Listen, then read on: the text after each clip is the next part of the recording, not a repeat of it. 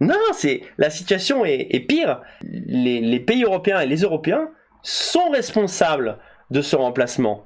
Parce que à chaque fois, il y a un moment de leur histoire où ils vont vendre leur âme au diable, voilà, en disant on en a marre de bosser, on va bosser moins, on n'a plus envie de faire les boulots chiants, on est des gens modernes, donc on fait plus 6 gosses par femme, on en fait un et demi si on a envie, et à la limite c'est pas grave, vu qu'on veut plus faire ces boulots et qu'on fait plus de gosses, vous avez qu'à faire venir des immigrés qui nous livreront nos cheeseburgers et qui construiront nos bâtiments.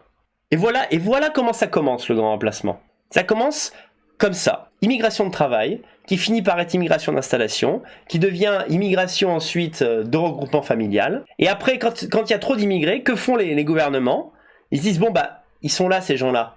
On va leur donner la nationalité, et puis ça va devenir des citoyens comme les autres. Ça nous arrange drôlement, puisque nos autochtones à nous, ils font pas de mômes. Donc si on veut en fait que la croissance économique continue, il faut que la croissance de la population continue, et on peut pas compter sur les blancs pour faire une croissance de la population. Donc en fait, on va valoriser les noirs, les arabes et les étrangers. Et voilà, c'est ça le grand remplacement.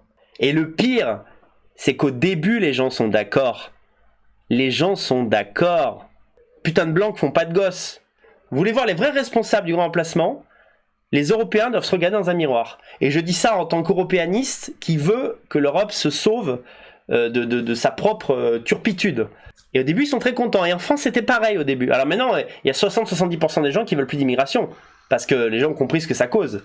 Mais au début, les gens étaient enthousiastes par rapport à l'immigration. Ça, faut pas l'oublier.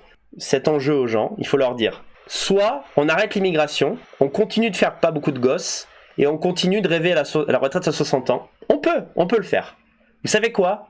On va être en récession économique. C'est-à-dire, ce forfait, on peut le faire si vous acceptez de consommer moins. Voilà.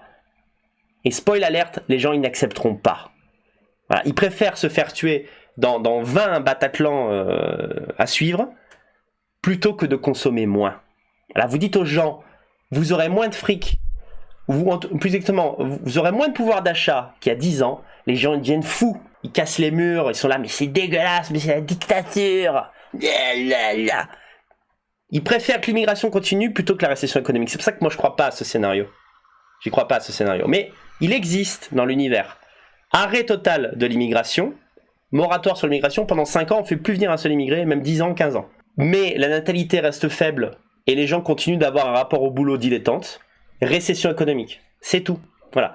Et l'autre scénario, croissance économique sans l'immigration, c'est très facile. Plus d'enfants, plus de travail.